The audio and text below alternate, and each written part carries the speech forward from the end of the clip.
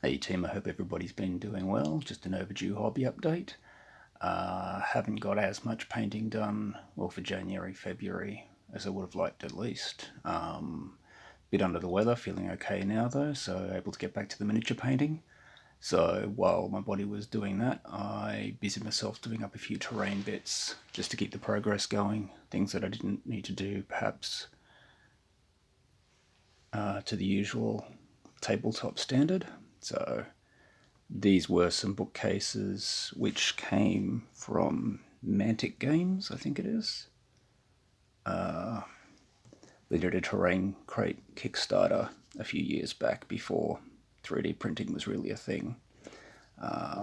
So I got a couple of the sets, and these bookcases and cabinets came with. So I thought this would be a nice, easy thing to get started on with the painting up of that particular terrain, which has sat for quite a while now. So this can just be used to decorate houses and skirmish games, or fill up dungeons in a dungeon crawler, that sort of thing. Quite nice. Very easy to paint, obviously, with the wood grain through the molds. It takes the washes and the dry brushing particularly well. So even just doing simple colors, blocking out the books and things, and then hitting them with a wash, was able to get a pretty good result, thanks to the way they'd been sculpted mainly. So that was good. Using my very professional organising system here.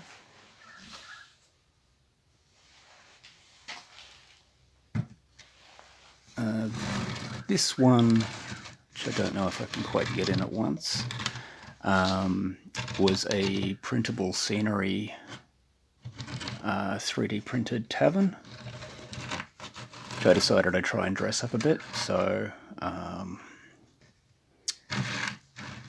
glued it to a 200mm square base, attached one of the Tamiya cobblestone boards to it, and a bit of additional scenery and things. So these were 3D prints. I think this one again was from the Terrain Crate packaging, as were the fish at the front. And then tried to highlight and do some flocking and dusting. So it gave me a chance to play with pigments and weathering powders and the sorts of things I wouldn't usually get to use. So very much still learning, but yeah, that was good fun.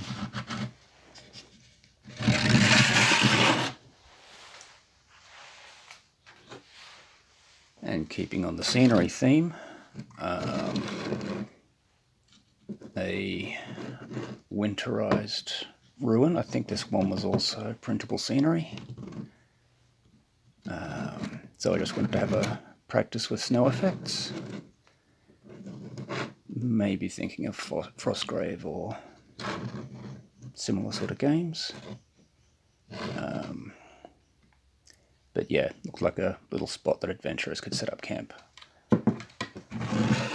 And speaking of setting up camp, made this one too. Again, just wanting to play with snow effects and sort of get a bit of practice before I committed to anything more serious, I guess. So just a little wall where somebody set up a small camp with a fire.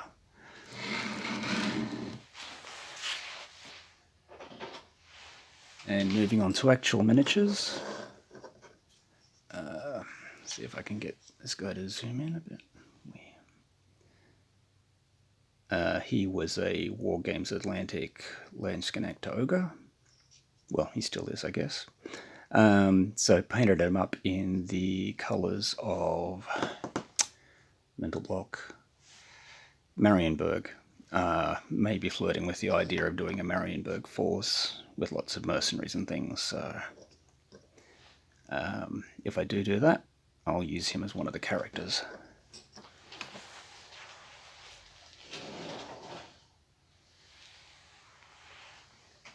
And speaking of the old world, yep, lost about half of them there. There we go. I've got a couple of Empire armies. I've got one for Middenheim, which is the White Wolf city, and one for Talabek land. Now, as Talabek land's one of the, I guess, more rustic provinces, it didn't strike me as perhaps being particularly wealthy, so a lot of the fancier, more specialised units I haven't actually painted up for that province. So I thought, given the amount of secondhand stuff I've accumulated in the past 10 or so years, what I might do is do up an army for Reichland itself, and that'd give me an excuse to paint some of the more exotic units. So this is not ranked up on a base, obviously, but this is a unit of great swords for Reichland. I think these are, well, it's a combination of metals and plastic, so it's from 6th edition onwards. Still really nice miniatures. Had a bit of issue restoring a few of them. They were literally smashed up in shoeboxes and things when I got a lot of them. So a few of them I tried to strip gently. Still have issues with paint peeling in a few spots. But if I can get away without having to do a full strip on these, I certainly will. If needs be, I can go back and retouch them later. So that's that unit.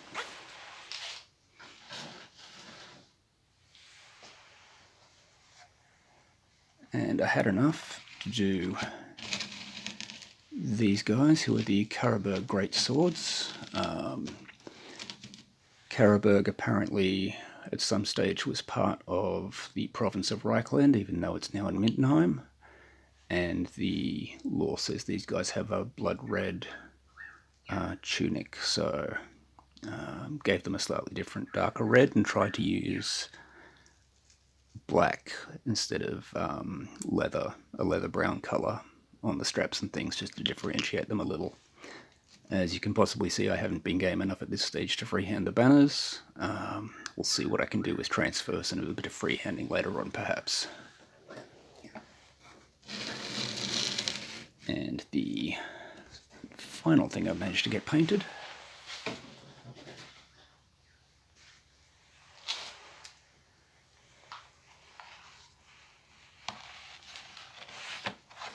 if I can just pivot the camera around.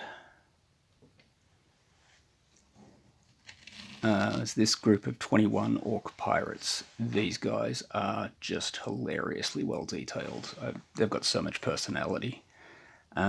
These were 3D prints I got off Etsy, and I'll be honest, I'm completely going to forget to put notes in the comments about where they were from, but if you just put in orc pirates onto Etsy, I'm sure you'll come up with something similar or the same. These guys were more sci-fi themed, so I went to, I think it was Spellcrow, and got some of their orc pirate conversion bits. So a couple of sets of arms and heads and things. And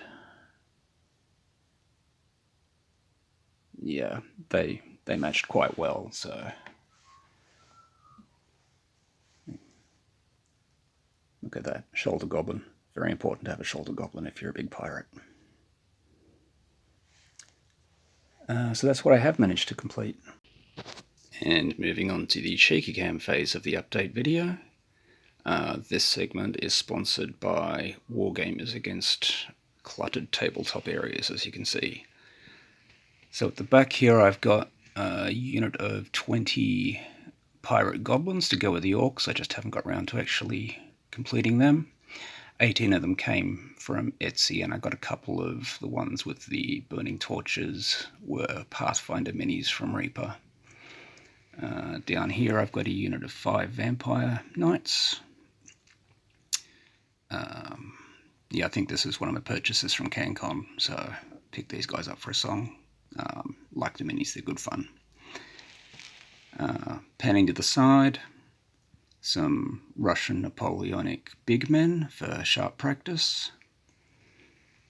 Again, some more assorted scenery pieces. Some character miniatures for ranges of 5 leagues from Mordgrave and similar games. These guys are for sharp practice. I've got a unit of, 32. I can't remember the name of is it Fusiliers and the Russians? Someone will correct me if I'm wrong. And 32 line Jaegers as well. So once I get the big men done, I've already got some skirmishing Jaegers, so that should be enough for a starting force. Then I'll just add some cavalry and maybe a gun or two, and that should be enough to have a few small games at least. Panning further forward, I managed to conjure 20 spearmen out of the collected bits, so that'll be another unit for the Reichlanders. This is another 4 of the